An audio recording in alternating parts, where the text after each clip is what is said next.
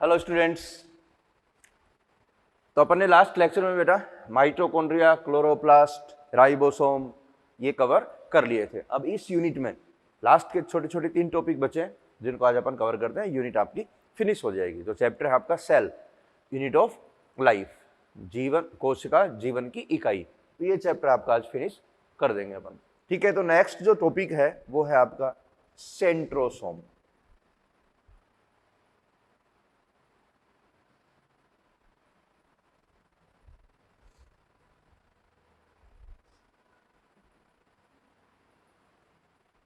तारककाय बेटा इंपॉर्टेंट है, इसको अच्छे से समझना है, इससे भी क्वेश्चन आते हैं और इसके फंक्शन भी इंपॉर्टेंट है। ओके, तो बात करते हैं तारककाय की। इसकी खोज की थी बेंडेन तथा बोवेरी ने। ठीक है, तो इसकी खोज किसने की? बेंडेन और बोवेरी ने। जो तारककाय है वो झिल्ली रहित कोशिकांग होता है, मेम्ब्रेन लेस, झिल्ली रहित कोशिकांग होता है, जो अपन पहले भी बात कर चुके हैं। नेक्स्ट पॉइंट, तारककाय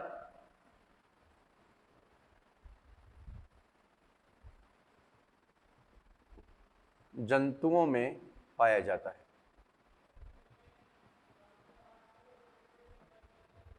इंपॉर्टेंट बात यह है बेटा कि जो तारककाय है वो अधिकांश पादपों में अनुपस्थित होता है, या बोलते हैं अपन उच्च पादपों में अनुपस्थित होता है।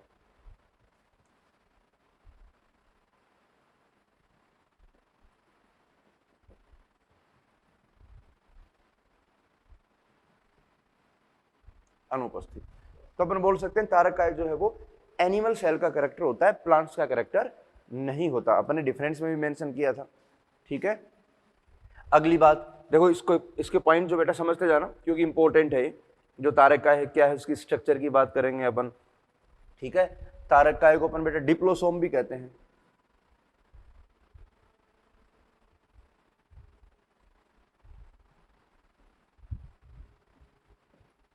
अब बात करेंगे पहले तारककाय की स्ट्रक्चर की, फिर सेंट्रियोल की बात करेंगे। तारककाय बोलते हैं सेंट्रियोल, सेंट्रियोल इसके अंदर पाया जाता है। ठीक है, तो यहां पर मैं बात कर रहा हूं बेटा स्ट्रक्चर ऑफ सेंट्रोसोम।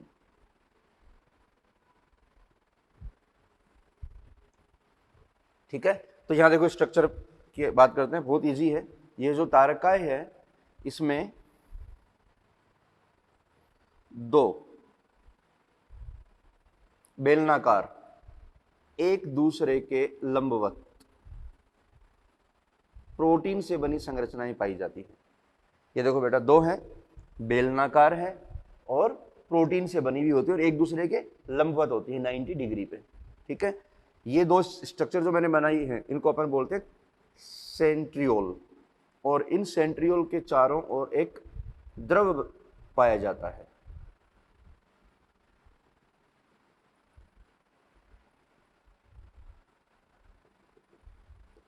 बात करते हैं इंपॉर्टेंट स्टेटमेंट पे रहना, स्टेटमेंट काफी महत्वपूर्ण है इसके। तो देखो बेटा अभी बताओगे मुझे, ये जो 2 स्ट्रक्चर हैं, ये वाले, ये कौन है? सेंट्रियोल। तो सेंट्रियोल की संख्या कितनी है बताओ? एक तारककाय में कितने सेंट्रियोल होते हैं? 2 सेंट्रियोल होते हैं, और याद रखना एक दूसरे के क्या है, ये लंबवत हैं। और जो तारककाय है बेटा ये एक अक्रिस्टलीय परिकेंद्रीय द्रव से घिरा होता है। ये वाला जो चारों ओर इसके जो द्रव्य पाया जाता है ये है अक्रिस्टलीय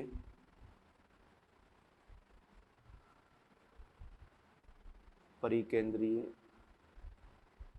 द्रव्य।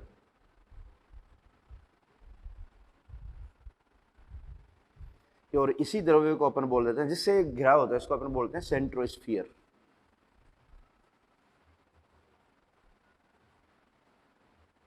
ये इसी को काइनोप्लाज्म नाम से भी जानते हैं।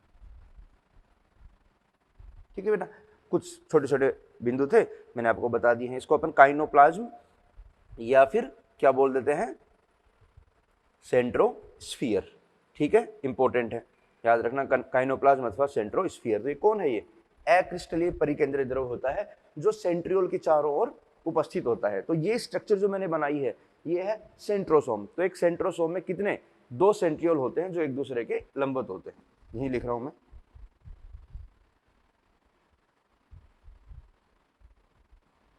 लंबवत होते हैं। ठीक है, जो डायग्राम में आपको दिखाई दे रहे हैं, एक दूसरे के परपेंडिकुलर है, 90 डिग्री पर है। तो ये स्ट्रक्चर किसकी होगी? तारकाय की। अब अपन यहां पर बात करेंगे जो सेंट्रियोल है उसकी स्ट्रक्चर की। ठीक है, तो यहां अलग से बात कर रहे हैं, देखो सेंट्रियोल की स्ट्रक्चर।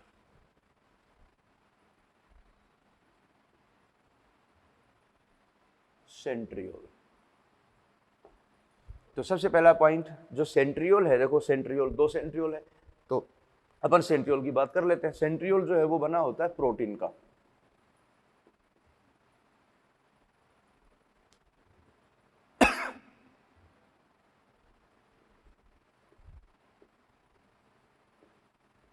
प्रोटीन का बना होता है।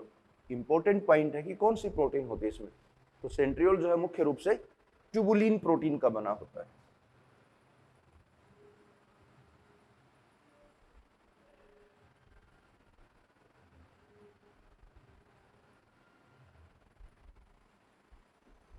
क्लियर? सेंट्रियोल की अगर टीएस की बात करें तो सेंट्रियोल की जो टीएस है, देखो बेटा ये होती है टीएस, आपको पता ही है। ये जैसे एक सेंट्रियोल मान लो, ये एक सेंट्रियोल है बेलनाकार। इस सेंट्रियोल की ये तो होगी एलएस, ये जो दिख रही है ये एलएस है, और ये है टीएस, ट्रांसवर्स सेक्शन। तो अपन इस सेंट्रियोल की टीएस की बात करेंगे कि इसमें ट्यूबुलिन प्रोटीन का अरेंजमेंट किस प्रकार से होता है। तो सेंट्रियोल की टीएस जो है, टीएस किसकी? सेंट्रियोल की, ये बैलगाड़ी के पहिए जैसी संरचना प्रदर्शित करती है। कार्ट व्हील स्ट्रक्चर, बैलगाड़ी का जो पहिया होता है उसके जैसी संरचना पाई जाती है किसमें? सेंट्रियोल की टीएस में, जो अपन बात करेंगे। तो उसकी स्ट्रक्चर क्या है वो सारा डायग्राम में बनाऊंगा, ध्यान देना बेटा, डायग्राम में है ना, बनाते बनाते बता दूंगा मैं आपको। ओके, तो जो सेंट्रियोल है उसकी टीएस की बात कर रहे हैं, तो यहां पर मैं डायग्राम बना रहा हूं टीएस ऑफ सेंट्रियोल, ये लो।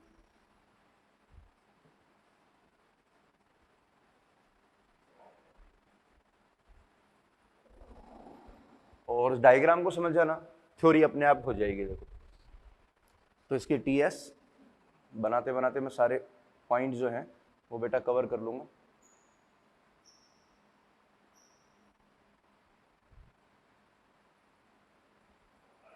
बैलगाड़ी के पहिए जैसी संरचना होती है। तो ये देखो इसका सेंटर का पॉइंट हो गया ये, जिसको हब बोलेंगे। ठीक है, अभी सारे पॉइंट पहले मैं बता देता हूँ, उसके बाद में फिर इसमें 9 पेरिफेरल माइक्रोट्यूब्यूल्स होती है।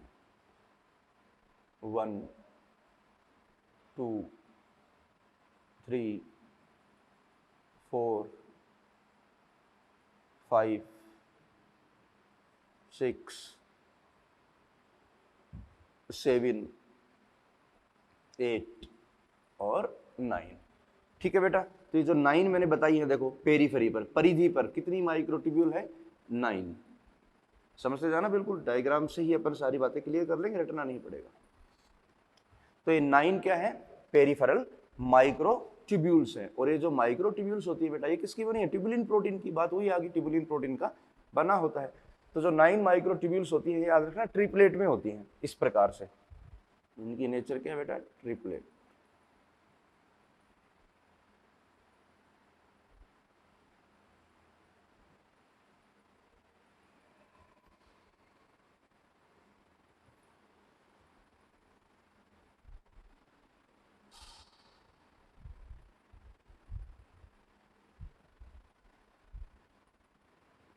ये किसमें है बेटा? ट्रिपलेट में, त्रिक में होती हैं। और इनके मध्य जो दूरी होती है वो बिल्कुल समान दूरी होती है, कांस्टेंट डिस्टेंस होती है। देखें, ये देखो ट्रिपलेट में है, तो ये जो ट्रिपलेट में बताइए, ट्रिपलेट का मतलब हो गया 3-3 के सेट में है, त्रिक नेचर बोलते हैं इसको, ट्रिपलेट नेचर।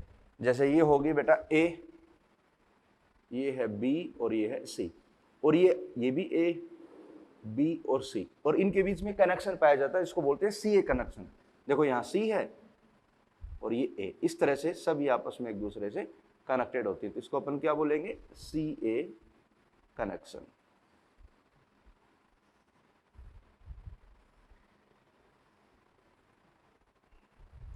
ठीक है, तो ये कौन सा कनेक्शन हो गया, सी ए कनेक्शन।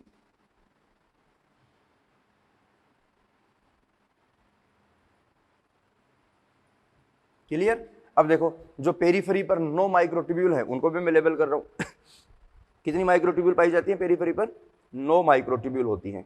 परिधीय ट्यूब्यूल सूत्रों की संख्या कितनी है, 9। तो 9 समान दूरी पर स्थित परिधीय ट्यूबुलिन सूत्र होते हैं। ये है परिधीय माइक्रोट्यूब्यूल। संख्या कितनी है बेटा इनकी, 9 है। 1 2 3 4 5 6 7 8 9, कंप्लीट कितने हो गए, 9। और ये किसमें होते हैं बेटा, त्रिक में होते हैं, तो इसको अपन ऐसे लिखते हैं 9 3। तो 3 यहाँ किसको रिप्रेजेंट कर रहा है, त्रिक नेचर को। अब इसके बाद बात करते हैं बेटा, बीच में आ जाओ। इसके बीचों बीच एक हब पाया जाता है, इसको बोलते हैं सेंट्रल हब, जो ट्यूबुलिन प्रोटीन का बना नहीं होता बेटा, याद रखना। ये प्रोटीन है, ये कोई अन्य प्रकार की प्रोटीन है, लेकिन ये ट्यूबुलिन प्रोटीन नहीं है। इसको बोलते हैं अपन सेंट्रल हब। ये वाला देखो बता देते हैं यहां पर,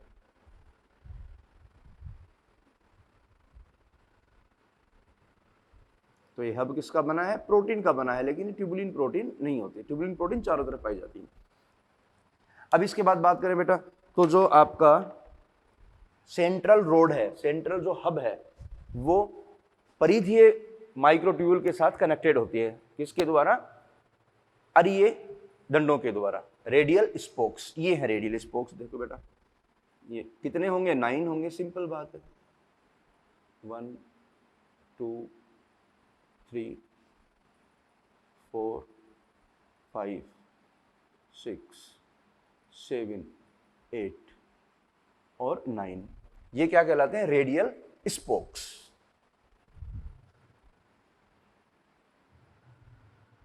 ठीक है, तो आप इतना डिटेल में है नहीं, वैसे समझ लो। इस प्रकार यहां पर देखो, ये कुछ विशिष्ट सूत्र होते हैं, एक्स और वाई, ये इस प्रकार से जुड़े होते हैं।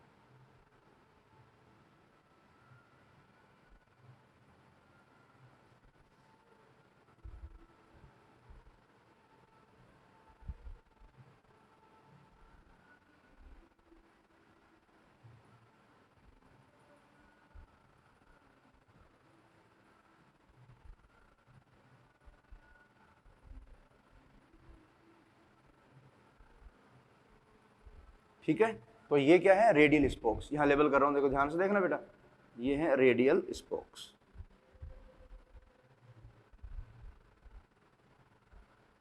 ठीक है, तो रेडियल स्पोक की संख्या कितनी है, 9 है। तो ये आप बताओ टीएस जो है सेंट्रियोल की बेटा आपको कैसे दिखाई दे रही है, ये हो गया आपका बिल्कुल बैलगाड़ी के पहिए जैसी संरचना। ठीक है, अब इससे संबंधित जितने भी स्टेटमेंट हैं वो अपन यहाँ पर डिक्टेट करेंगे, ताकि आप नोट डाउन कर लो और सारी बातें कवर हो जाएं। ठीक है, स्टेटमेंट सारे मैं उधर डिक्टेट करवाता हूँ। स्ट्रक्चर देख लो बेटा, ये सेंट्रियोल की टीएस की स्ट्रक्चर है, और इस सेंट्रियोल की टीएस की स्ट्रक्चर को आपको अब डिक्टेट करना पड़ेगा। ठीक है, तो ये बना लो, डायग्राम बना लो, उसके बाद में यहाँ पर बाकी सारे डिक्टेट करेंगे।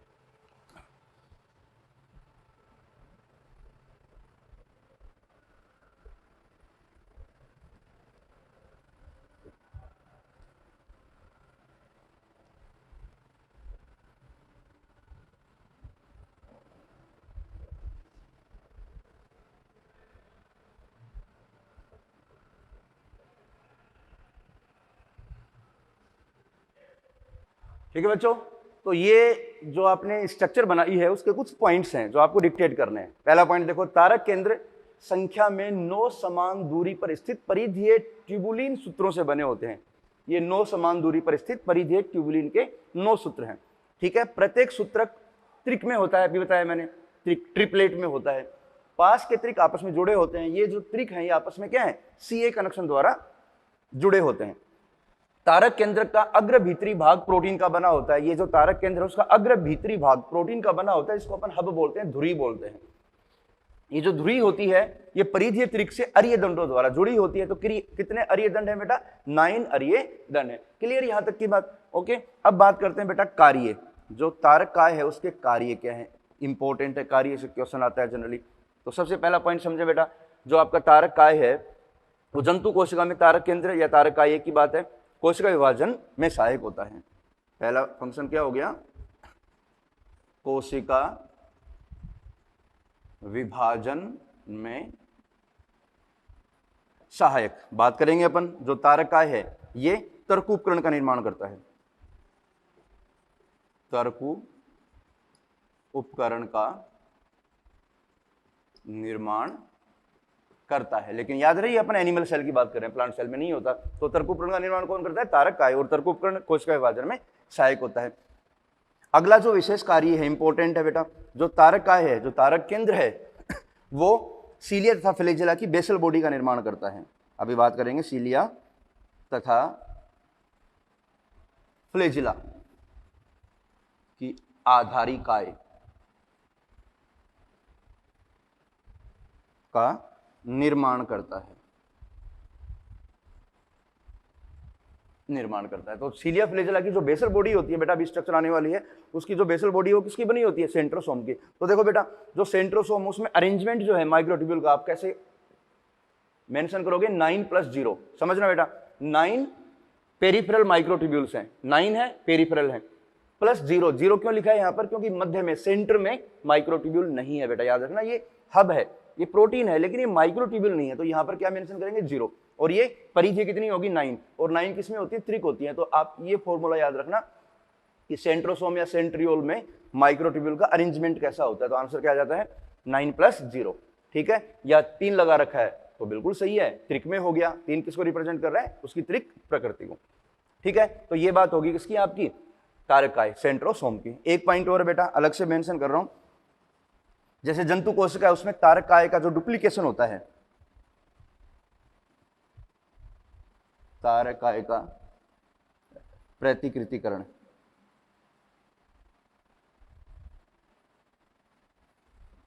या डुप्लीकेशन, वो होता है एस प्रावस्था में, एस फेज में होता है। याद रखना, आगे सेल डिवीजन में आ जाएगा। ठीक है, तो ये तारक काय से संबंधित बातें होगी। अब तारक काय के बाद अपन बेटा अगला जो टॉपिक लेंगे वो लेंगे सीलिया तथा फ्लैजेला, जो बिल्कुल सिंपल है। ये सारे डिक्टेट करने बेटा आपको, इनको मेंशन कर लेना।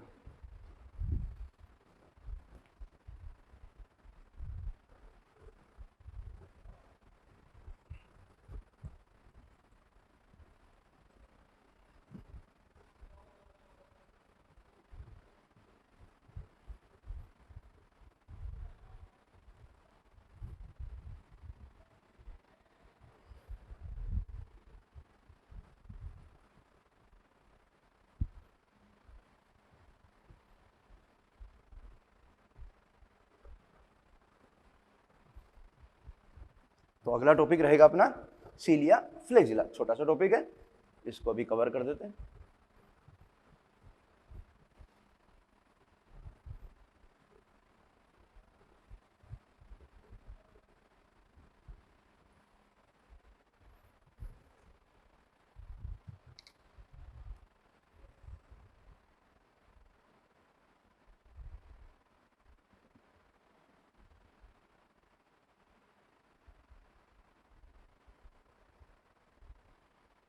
सीलिया तथा फ्लैजेला, इनको हिंदी में मेंशन कर देता हूं एक बार। सीलिया को बोलते हैं पक्षमाभ और फ्लैजेला कशाभिका।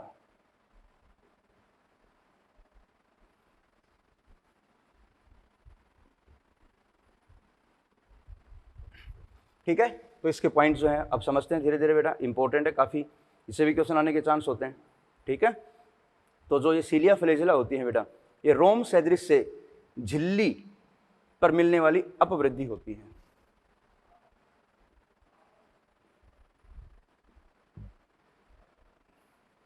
रोम सदृश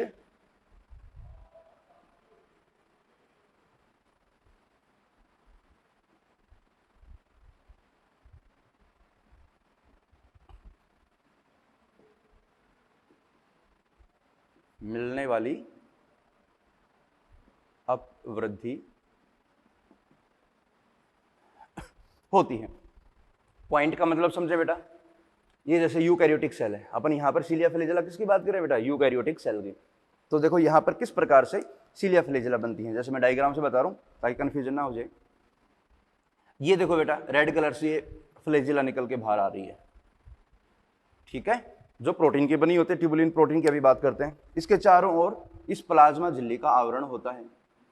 तो अपन ये लिखा है ये रोम सदृश से झिल्ली से निकली अपवृद्धि होती है। और जो बेटा सीलिया होती है, ये फ्लैजेला हो गई, सीलिया इस प्रकार से होती है, इस प्रकार से साइज लेंथ में छोटी होती है, ये आपकी सीलिया है। और ये है फ्लैजेला। ओके, अब देखें इधर अगले पॉइंट पे चलते हैं। सीलिया फ्लैजेला जो है बेटा, दोनों ही जो है आपको पता है ये गति में सहायक है, लोकोमेट्री स्ट्रक्चर होती हैं जो कोशिका की गति में सहायक होती हैं। पक्षमाप जो एक छोटी संरचना है जो चप्पू की तरह कार्य करती है। पक्षमाप छोटी संरचना है जो चप्पू की तरह कार्य करती है। समझ गए बेटा, चप्पू देखो इसकी स्ट्रक्चर देखो किस तरह से है, चप्पू तो ये इस तरह से मूवमेंट करेगी चप्पू की तरह, जिससे कोशिका भी गति करेगी और उसके बाहर का जो माध्यम है वो भी क्या करेगा, गति करेगा। इसमें दोलन गति होती है, अभी डिफरेंस में बात करेंगे, ठीक है। अगली बात करें तो फ्लैजेला जो है, इनमें दोनों में डिफरेंस बताऊंगा मैं, एक बार कुछ पॉइंट समझ लो। जैसे ये फ्लैजेला यूकैरियोटिक फ्लैजेला है बेटा, ठीक है, यूकैरियोटिक फ्लैजेला प्रोकैरियोटिक फ्लैजेला के समवर्ती होती है। यहां समवर्ती का मतलब है बेटा एनालोगस, कारण क्योंकि दोनों का कार्य समान है लेकिन संरचना भिन्न होती है। आपको पता है बेटा यूकैरियोटिक फ्लैजेला ट्यूबुलिन प्रोटीन की बनी होती है और प्रोकैरियोटिक फ्लैजेला बताया था, याद करो, फ्लैजेलिन प्रोटीन की बनी होती है, लेकिन दोनों के कार्य समान, इसलिए एनालोगस स्ट्रक्चर है ये, ठीक है, लेकिन संरचना में क्या है, भिन्न भिन्न है।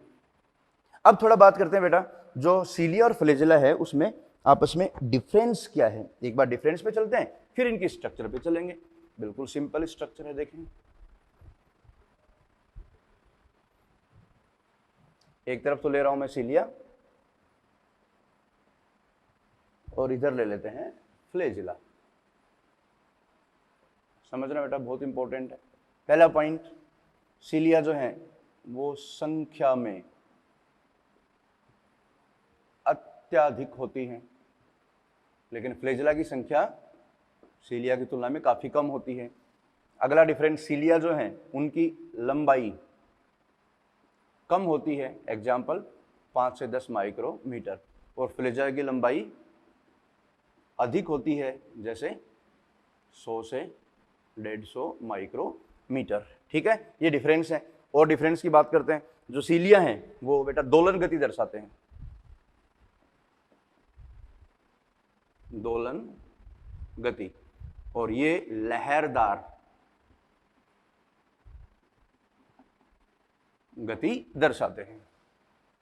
अगला डिफरेंस देखो, सीलिया भी बताया था चप्पू की तरह कार्य करता है, तो सीलिया जो है कोशिका की गति भी करवाएगा और माध्यम की गति भी होती है। तो सीलिया जब गति करेगा तो कोशिका तथा बाहरी जो माध्यम है दोनों गति करते हैं, लेकिन जब फ्लैजेला मूवमेंट करता है तो केवल कोशिका की गति होती है, ठीक है। अब बात करें फंक्शन की तो बेटा बिल्कुल सिंपल है, जो इनके फंक्शन है वो बता देते हैं। एक पॉइंट और लिख लो, जो सीलिया हैं ये पूरी सतह पर होते हैं, लेकिन फ्लैजिला एक ध्रुव की ओर होते। कार्य बताया अभी, कोशिका की गति या भ्रमण बोल दो। इसके अलावा ये जो फीडिंग में भी हेल्प करती है, बाहर जो भोज्य पदार्थ होते हैं उनको भी अंतर्गत करने में सहायक होती है फीडिंग। जैसे पैरामीशिया में बेटा बात करेंगे, उन पैरामीशिया में बहुत सारी सीलिया होती हैं, वो सीलिया बाहर से जो भोज्य पदार्थ हैं उनको अंदर की ओर लाने में सहायक होती है। और जो फ्लैजिला है उसका केवल किसमें फंक्शन है, गति में। ठीक है, तो ये इनमें डिफरेंस हो गई। अब बेटा बात करेंगे इनकी स्ट्रक्चर की, संरचना की।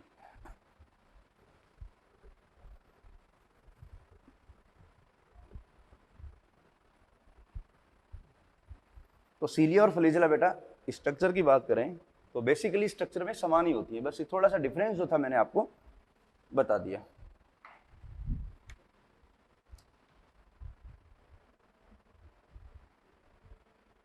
संरचना, तो संरचना में क्या है, समान है। इंपॉर्टेंट पॉइंट क्या है, दोनों किसकी बनी है बेटा, ट्यूबुलिन प्रोटीन की बनी होती हैं। अगर दोनों की मैं बेसिक स्ट्रक्चर की बात करूं तो इस प्रकार से स्ट्रक्चर होती है बेटा, जैसे हल्का सा समझ लेना, जो सीलिया फ्लैजिला है कि कोई भी स्ट्रक्चर बना लो, ये आपकी फ्लैजिला है, अंदर वाला जो भाग है वो प्रोटीन भाग है। ये कौन है बेटा, पीएम, और अंदर कौन है, ये प्रोटीन भाग होता है जो पीएम से घिरा होता है। इसका जो बेसिक भाग है बेटा ये होती है बेसल बॉडी, आधारी काय। और अभी बताया था बेटा बेसल बॉडी जो है वो कौन बनाता है, सेंट्रोसोम द्वारा निर्मित। और ये इसका मुख्य भाग है जो बाहर की ओर निकला होता है, कोशिका के बाहर की ओर निकला होता है, तंतुरोम जैसी संरचना के रूप में पाया जाता है। अब टीएस की बात करेंगे बेटा, देखो ये बेसल बॉडी है, उसमें माइक्रोट्यूब्यूल जोन का अरेंजमेंट होता है 9+0, क्योंकि सेंट्रोसोम से बना है। और मुख्य भाग जो इसमें माइक्रोट्यूब्यूल का अरेंजमेंट होता है 9+2, जो अभी अपन बात करने वाले हैं। किस प्रकार से अरेंजमेंट है, कैसे होगा, अभी आते हैं, लेकिन इसके लिए आपको टीएस की स्टडी करनी पड़ेगी। तो यहाँ सीलिया फ्लैजिला की जो टीएस है उसका डायग्राम एनसीईआरटी में भी दिया है, अपन बना रहे हैं, तो उसको अच्छे से समझना। बिल्कुल सिंपल डायग्राम, और डायग्राम से भी बेटा क्वेश्चन आ जाते हैं। और इसमें कई बार अक्सर बच्चों को कंफ्यूजन रहता है, तो बिल्कुल मैं जो बोल रहा हूँ उसको उसके अकॉर्डिंग इसको समझते हुए जाना। ठीक है, किस प्रकार से परिधीय सूक्ष्म नलिकाएं होती हैं, अंतरा द्विक सेतु पाया जाता है उनके अंदर, केंद्रीय सूक्ष्म नलिका भी पाई जाती है, अरीय दंड भी पाए जाते हैं, केंद्रीय अच्छद भी पाया जाता है, जी द्रव्य झिल्ली भी पाई जाती है। तो देखो इसमें भी देखो बिल्कुल मध्य में दो सूक्ष्म नलिकाएं होती हैं, दो माइक्रोट्यूब्यूल्स होती हैं। देखो यहाँ डायग्राम बना रहा हूँ, समझना। ये देखो बेटा, ये दो माइक्रोट्यूब्यूल है जो आपस में जुड़ी है। इन दोनों माइक्रोट्यूब्यूल के चारों ओर ये प्रोटीन का आच्छद पाया जाता है, और इनके चारों ओर वही सेम बेटा 9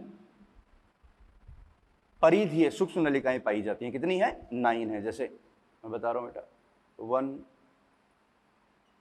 2 3 4 5 6 7 8 और 9। कितनी होगी बेटा, ये 9 माइक्रोट्यूब्यूल्स हैं। लेकिन ये इंपॉर्टेंट है, ये द्विक में होती है बेटा। किसमें होती है, द्विक में। एक ये हो गई, ये इस प्रकार से किसमें है बेटा, ये द्विक।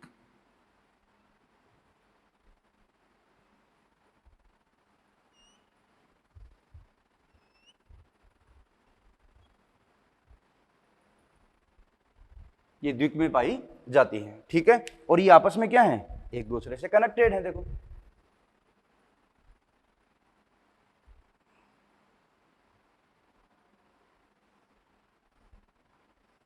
एक दूसरे से इंटर कनेक्टेड होती हैं, जिसको अंतराद्विक सेतु कहते हैं। तो पहला देखो, अब अगली बात करें, मैं दोनों डायग्राम को पहले कंप्लीट करता हूं। इसके चारों ओर ये तो कोर पोर्ट हो गया, पोर्शन हो गया। जो इसका कोर पोर्शन है, इसको एक्सोनीमा बोलते हैं। और ये जो एक्सोनीमा है, ये चारों तरफ से प्लाज्मा झिल्ली द्वारा ये घिरी होती है। लेबल करते हैं बेटा, ये कौन है? Plasma membrane. ये कौन है? परिधीय माइक्रोट्यूब्यूल, जो किसमें है बेटा? ये द्विक में है। और संख्या कितनी है इनकी? 9। ये कौन है? इंटर डबलेट ब्रिज, अंतर द्विक सेतु।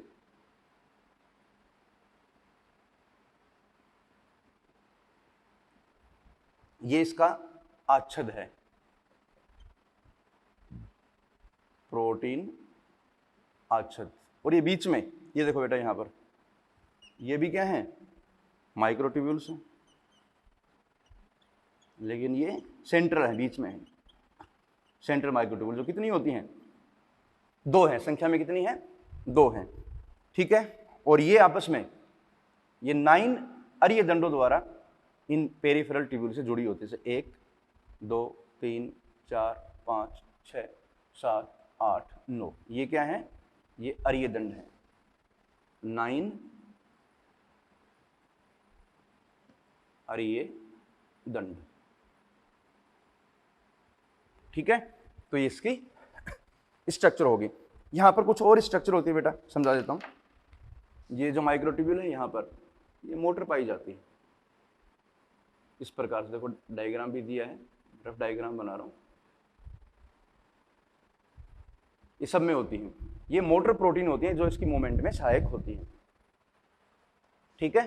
तो ये स्ट्रक्चर होगी किसकी? TS of cilia and flagella. TS किसकी है? ये TS of cilia and flagella. अब इसकी टीएस के जो बिंदु हैं मैं सारे मेंशन करूंगा जो आपको बनाने हैं, जो इसकी। अब आप खुद बताओ बेटा, इसमें जो माइक्रोट्यूब्यूल का अरेंजमेंट है वो कैसा हो गया? 9 + 2। यहां पर देखो 9 जो है, 9 पेरिफेरल ट्यूब्यूल है, वो किसमें? द्विक में है, तो यहां क्या मेंशन करेंगे? 2। और ये 2 कौन सी हैं? सेंटर में 2 माइक्रोट्यूब्यूल है, तो ये हो गया 2। तो इसका अरेंजमेंट क्या कहलाता है? 9 + 2 अरेंजमेंट। किसका? सीलिया फ्लैजेला का। और सेंट्रोसोम का अरेंजमेंट कैसा है बेटा? 9 + 0। अगर क्वेश्चन पूछे कि सीलिया फ्लैजेला की जो आधारिकाय है उसमें माइक्रोट्यूब्यूल का अरेंजमेंट कैसा होगा, तो आंसर क्या जाएगा? 9 + 0। क्यों? क्योंकि वो सेंट्रोसोम से बनी है। और बाकी कुछ ना बोले, सीलिया फ्लैजेला की बात करें तो सीलिया फ्लैजेला में मुख्य भाग जो होता है वो है आपका 9 + 2 अरेंजमेंट का। ये अंदर वाला भाग मुख्य भाग है, जिसको अपन क्या बोलते हैं? एक्सोनीमा। एक्सोनीमा। और जो एक्सोनीमा है वो चारों ओर से किससे घिरा होता है? प्लाज्मा मेम्ब्रेन से। ठीक है। तो इसके जो इंपॉर्टेंट पॉइंट है वो सारे मैं अब डिक्टेट कर रहा हूं। इस संरचना से रिलेटेड जो भी पॉइंट है सारे एक एक करके सारे पॉइंट लिखूंगा, ताकि आप जो है डिक्टेट कर लो। और इनसे बहुत इजी क्वेश्चन आता है।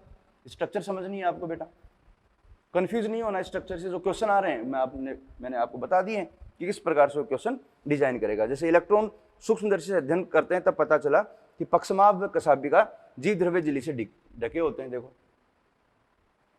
ये प्लाज्मा मेम्ब्रेन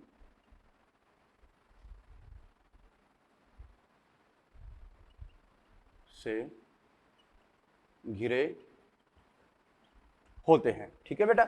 अगला पॉइंट इंपॉर्टेंट है, इनका जो कोर होता है उसको अक्षसूत्र कहते हैं।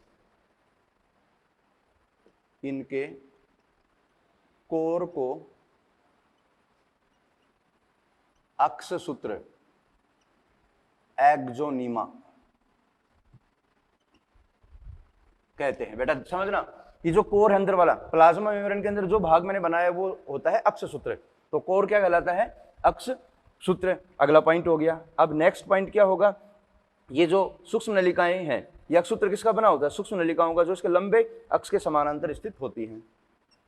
तो अक्षसूत्र माइक्रोट्यूब्यूल का बना होता है।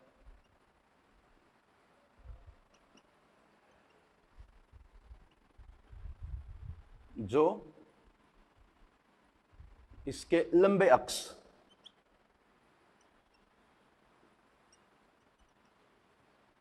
के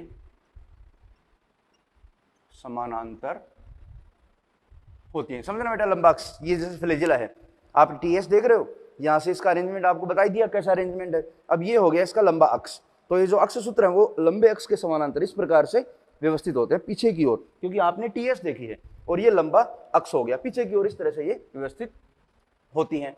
अब जो नेक्स्ट पॉइंट है वो और भी इंपॉर्टेंट है। अक्ष सूत्र के केंद्र में एक छोटा सूक्ष्म नलिका का जोड़ा होता है बेटा, ठीक है, ये सामने डायग्राम बेटा, अक्ष सूत्र के केंद्र में सूक्ष्म नलिका का जोड़ा होता है। देखो बेटा, बीच में दो जो एक जोड़े के रूप में व्यवस्थित होती हैं, और 9 द्विअरीय परिधि की ओर व्यवस्थित सूक्ष्म नलिकाएं होती हैं।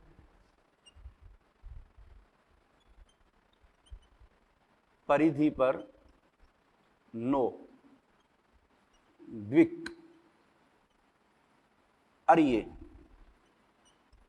सूक्ष्म नलिकाएं होती हैं। देखो डायग्राम में जो बनाया है वही मैं सारे डिक्टेट करवा रहा हूं बेटा। अक्ष सूत्र की नलिकाओं की इस व्यवस्था को अपन क्या बोलेंगे, 9+2 अरेंजमेंट। तो अक्ष सूत्र जो है उसकी जो व्यवस्था है उस व्यवस्था को अपन यहां मेंशन करेंगे 9+2 अरेंजमेंट। वेरी वेरी इंपॉर्टेंट, जहां से अक्सर क्वेश्चन आता है। तो जो कोर होता है उसमें माइक्रोट्यूब्यूल का जो अरेंजमेंट है वो कैसा है, 9+2। 9 क्या है, पेरीफेरी पर, और 2 उसके सेंटर में पाई जाती हैं। तो ये आपको याद रखना है।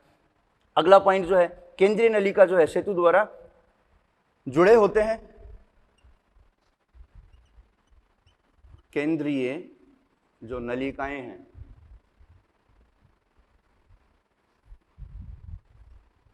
वो सेतु द्वारा जुड़ी होती हैं। देखो ये केंद्रीय नलिकाएं आपस में सेतु द्वारा जुड़ी होती हैं, और इनके चारों ओर एक प्रोटीन का आच्छादन पाया जाता है।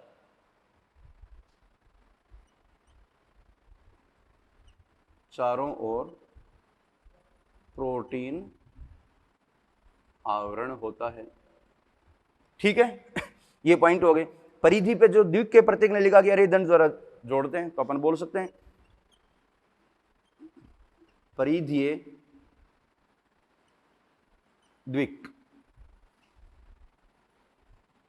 अरीय दंडों द्वारा जुड़े होते हैं। ये अरीय दंड है। देखो ये अरीय दंड कहाँ, जो सेंटर में ट्यूब्यूल्स हैं उनसे आपस में जाकर जुड़ जाएंगे। तो कितने अरीय दंड है, 9 अरीय दंड है। तो ये बात किसकी होगी बेटा, आपकी टीएस ऑफ सीलिया फ्लैजिला की सारी बातें मैंने आपको बता दी हैं, ठीक है। कार्य होगी या कार्य क्या है इनका, सिंपल है, कार्य इसका जो है कार्य गति में सहायक होती है, ठीक है। तो दोनों पक्षमापक रश्मि का तारक केंद्र सदृश संरचना से बाहर निकले आधे इकाई कहते हैं। ये बेटा थोड़े से इंपॉर्टेंट पॉइंट है, थोड़ा स्पीड क्योंकि थ्योरेटिकल पोर्शन है तो फटाफट इसको फिनिश करते हैं। जो सीलिया फ्लैजिला है उसका जो आधारिकाय है वो कौन बनाता है, ये लो, सीलिया तथा फ्लैजिला का आधारिकाय सेंट्रोसोम द्वारा बना होता है, ठीक है। तो जो आधारिकाय है उसका अरेंजमेंट पूछे तो आपको आंसर देना है 9+0। अगर आधारिकाय की बात नहीं करे, सीलिया फ्लैजिला का अरेंजमेंट पूछे तो आपको आंसर देना है 9+2। तो ये बात होगी किसकी बेटा, आपकी सीलिया तथा फ्लैजिला की। अब सीलिया फ्लैजिला के बाद एक छोटा सा लास्ट टॉपिक बचा आपका, वो है कोशिका कंकाल, कोशिका पंजर, ठीक है। तो ये आपको मेंशन करने सारे पॉइंट बेटा, सारे याद करने, इंफॉर्मेटिव है सारे, एक दो बार रिवाइज करोगे याद हो जाएंगे। अब अपन कोशिका कंकाल की बात करते हैं।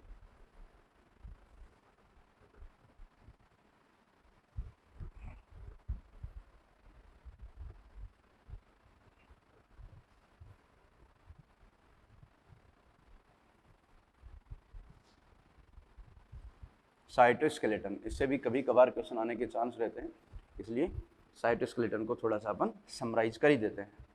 एनसीईआरटी में 3-4 पॉइंट लिखे हैं, लेकिन आप थोड़ा सा हल्का से डिटेल में जाएं ताकि इसकी सारी बातें अपन कंप्लीट कर लें।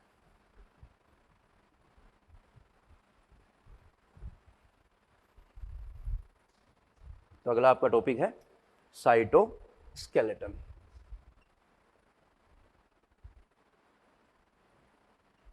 कोशिका कंकाल या इसको कोशिका पंजर भी बोल देते हैं। ठीक है, इसके कुछ पॉइंट है।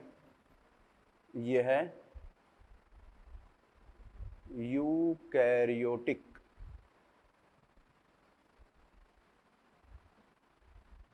कोशिकाओं का लक्षण होता है। प्रोकैरियोट में बेटा ये नहीं पाया जाता। नेक्स्ट पॉइंट, जो कोशिका कंकाल है वो प्रोटीन युक्त विस्तृत जालिकावत तंतु होते हैं। प्रोटीन युक्त विस्तृत जालिकावत तंतु जो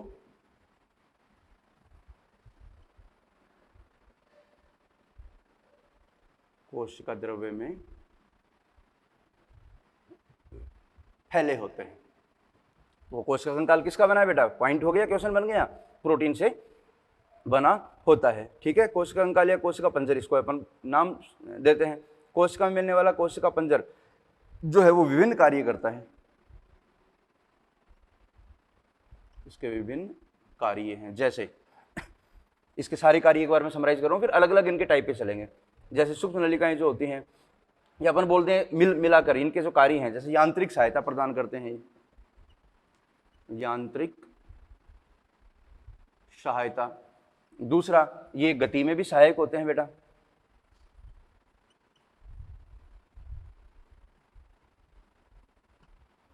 तीसरा, कोशिका आकार को बनाए रखते हैं। और एक कार्य और है इनका, ये जो है कोशिका आकार को बनाए रखते हैं और इसके अलावा यांत्रिक सामर्थ्य प्रदान करते हैं और गति में सहायक होते हैं। इसके अलावा इसके अन्य और भी कार्य हैं बेटा। ठीक है, जो अपन एक एक करके इनके टाइप पे आएंगे तब अपन उनको डिस्कस करेंगे। तो जो कोशिका कंकाल है साइटोस्केलेटन, उसके 3 प्रकार हैं बेटा। साइटोस्केलेटन जो है वो 3 प्रकार में बांटा गया है। ये एनसीईआरटी में नहीं दिया, केवल नाम लिखे, थोड़ा डिटेल में ले लेते हैं। पहला माइक्रोट्यूब्यूल्स, दूसरा माइक्रो फिलामेंट या इनको एक्टिन फिलामेंट भी बोलते हैं। तीसरा है इंटरमीडिएट फिलामेंट।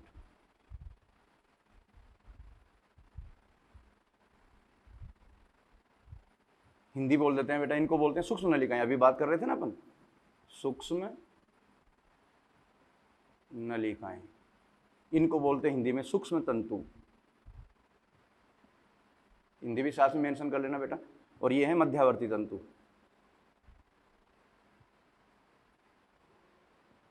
मध्यावर्ती तंतु, ये 3 प्रकार के कोशिका कंकाल हैं, जिनको अपन 3 भागों में बांटते हैं। अब एक एक करके अपन तीनों की बात कर लेते हैं थोड़ा जल्दी से, क्योंकि ये एनसीईआरटी में नहीं है टाइप, लेकिन कभी कभार क्वेश्चन आ जाते हैं, इसलिए इनको थोड़ा सा हल्का सा डिस्कस कर लेते हैं। बाकी आपको आगे आने वाले चैप्टर में देखने को मिलेंगे, या पहले भी इनके नाम आए होंगे। जैसे आपने माइक्रोट्यूब्यूल का नाम अभी स्टडी किया बेटा, सीलिया, फ्लैजेला, सेंट्रोसोम, किसके बने होते हैं? माइक्रोट्यूब्यूल के। तो सबसे पहले अपन बात करते हैं माइक्रोट्यूब्यूल्स।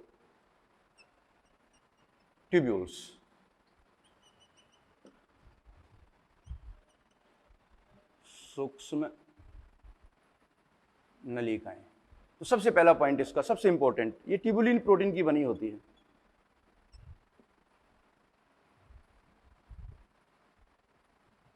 बनी होती है। और जो आपकी माइक्रोट्यूब्यूल्स होती हैं बेटा, इंपॉर्टेंट बात सारी मैं लिख रहा हूं, ये सारे आपको नोट्स बनाने भी बेटा।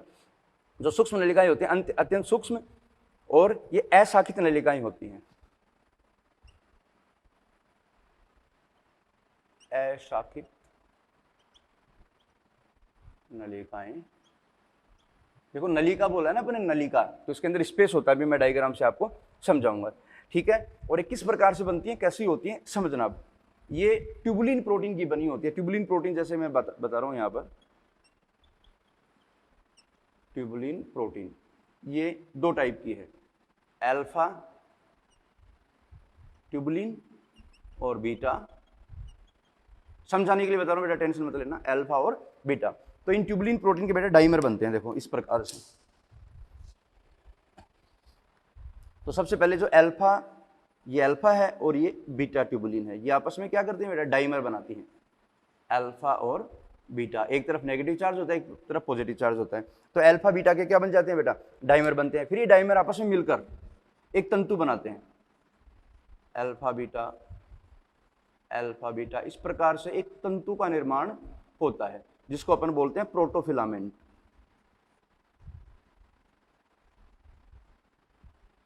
प्रोटोफिलामेंट। और ये जो प्रोटोफिलामेंट है ये मिलकर फिर क्या करते हैं, माइक्रोट्यूब्यूल बनाते हैं। कैसे बनाते हैं देखें, ये एक प्रोटोफिलामेंट है बेटा, ठीक है, ये मैंने ऐसे लंब अक्ष में बताया, तो 1 2 इस प्रकार से 13 प्रोटोफिलामेंट आएंगे। कितने, 13, 1 2 3 4 5 6, तो इनको मान लो कितने हैं बेटा, ये 13 प्रोटोफिलामेंट हैं जो इस प्रकार से लंबवत व्यवस्थित हो जाते हैं। और इस 13 प्रोटोफिलामेंट से जो स्ट्रक्चर बेटा बनी है, इसी स्ट्रक्चर को अपन बोलते हैं माइक्रोट्यूब्यूल। तो ये क्या है बेटा, माइक्रोट्यूब्यूल। तो आप ही बताओगे माइक्रोट्यूब्यूल किसकी बनी होती है, ट्यूबुलिन प्रोटीन की। माइक्रोट्यूब्यूल नलिकाकार संरचना होती है। तो इस माइक्रोट्यूब्यूल का जो ये व्यास है, ये वाला जो व्यास है, ये व्यास ये होता है बेटा 25 नैनोमीटर। ये याद रखना आपको बेटा, बहुत इंपॉर्टेंट है। माइक्रोट्यूब्यूल का जो व्यास है वो कितना होता है, 25 नैनोमीटर। और ये अंदर से क्या है, होलो है, देखो अंदर से क्या है, होलो। तो इस प्रकार से एक माइक्रोट्यूब्यूल का निर्माण हो गया। अब ये माइक्रोट्यूब्यूल आगे फिर मिलकर क्या बना सकती हैं, सीलिया बना दे, फ्लैजेला बना दे, सेंट्रोसोम बना दे, स्पिंडल फाइबर बना दे। वो सब किसके बने होते हैं, माइक्रोट्यूब्यूल के। तो ये एक माइक्रोट्यूब्यूल है। अब बात करते हैं माइक्रोट्यूब्यूल के आगे कुछ पॉइंट्स और हैं। माइक्रोट्यूब्यूल जो होती है बेटा, याद रखना काम की बात, इसमें जो मोटर प्रोटीन होती है वो कहलाती है डाइनिन। मोटर प्रोटीन कौन होती है, डाइनिन, जो ऊर्जा पर निर्भर करती है, ऊर्जा पर निर्भर, ठीक है। बिना एनर्जी के ये फंक्शन नहीं करेगी, एटीपी डिपेंडेंट होती है, ऊर्जा द्वारा ही अपना कार्य करती है। तो ये बात होगी माइक्रोट्यूब्यूल की थोड़ी सी। अब फंक्शन की बात करें माइक्रोट्यूब्यूल के कार्य, तो देखो वो कार्य तो महत्वपूर्ण है ही, यांत्रिक सामर्थ्य प्रदान कर रही है, पता ही है, कोशिका कंकाल है। इसके अलावा गति में सहायक होती है। जैसे मैं बात करूं अगर गति की, तो बेटा याद करो सीलिया एंड फ्लैजेला किसके बने हैं, माइक्रोट्यूब्यूल के। तो ये किसमें सहायक है, गति में। अगर गति की बात करें तो अपन गुणसूत्रों की गति भी होती है, गुणसूत्रों की गति में सहायक। बताओ कैसे, आप जानते हो बेटा गुणसूत्रों की गति में कैसे सहायक होगा। गुणसूत्रों की गति कौन करवाता है बेटा, स्पिंडल फाइबर। याद आया, स्पिंडल फाइबर। जो तरकु तंतु होते हैं वो भी किसके बने होते हैं, माइक्रोट्यूब्यूल के। तो अपन कह सकते हैं ये गुणसूत्रों की गति में भी सहायक है। इसके अलावा ये कोशिका गति में भी सहायक है, बता दिया, गुणसूत्रों की गति में भी सहायक है। इसके अलावा सेल प्लेट निर्माण में सहायक होती है, बताएंगे सेल डिवीजन में। सेल प्लेट निर्माण में सहायक, जो कोशिका पट्टिका बनती है प्लांट सेल में, उसका निर्धारण कौन करता है, माइक्रोट्यूब्यूल्स करती हैं। तो इसके कार्य हो गए, ठीक है। अब माइक्रोट्यूब्यूल के बाद अपन बात करेंगे किसकी, माइक्रोफिलामेंट की। ये सारे पॉइंट बना लो बेटा, ठीक है। ये सारे पॉइंट सारे काम के हैं जो एग्जाम में आए हुए हैं। माइक्रोफिलामेंट और इंटरमीडिएट फिलामेंट में केवल 3 पॉइंट हैं, वो अभी बता देते हैं।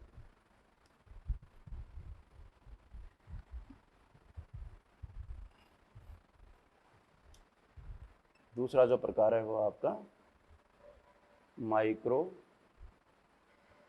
फिलामेंट, या फिर इसको बोलते हैं एक्टिन फिलामेंट। सबसे पहला पॉइंट, ये जो माइक्रो फिलामेंट होते हैं बेटा, ये मायोसिन प्रोटीन के बने होते हैं, सॉरी एक्टिन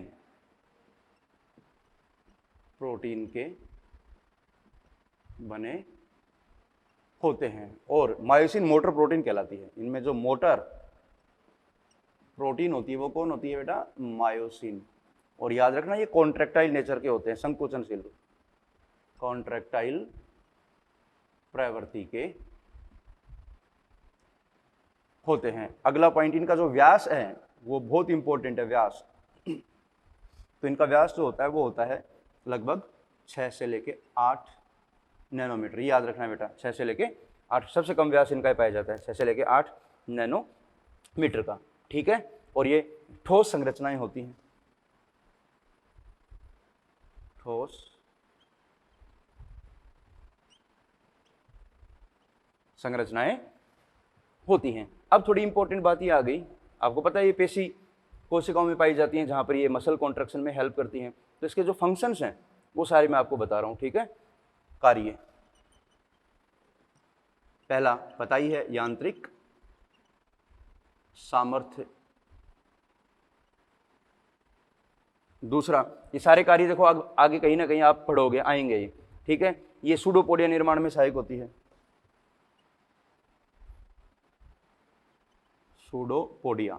याद करो बेटा, जो अमीबा होता है, अमीबा में जो सूडोपोडिया होते हैं, ये अमीबा है, तो यहाँ पर इस तरह से सूडोपोडिया जो बनते हैं, उन सूडोपोडिया के निर्माण में कौन सहायक होती है? Micro filament. तीसरा, जो माइक्रो फिलामेंट्स होते हैं ये आपके माइक्रोविली निर्माण में सहायक होते हैं, माइक्रोविली सूक्ष्मांकुर निर्माण में सहायक।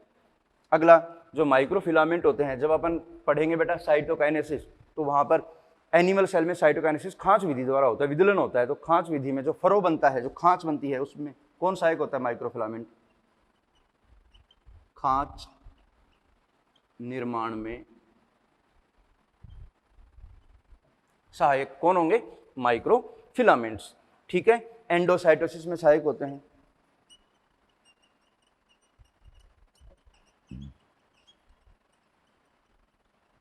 जब कोशिका कोई चीज को अंतर्ग्रहित करती है बेटा, याद करो वेसिकल के द्वारा जाती है अंदर चीज, तो ये वेसिकल निर्माण में कौन सहायक होते हैं? आपके माइक्रो फिलामेंट।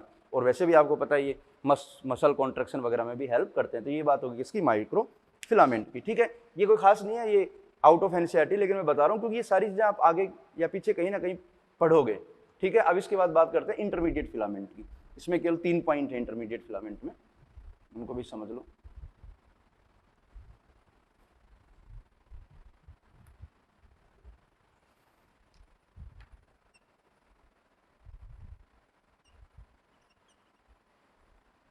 इंटरमीडिएट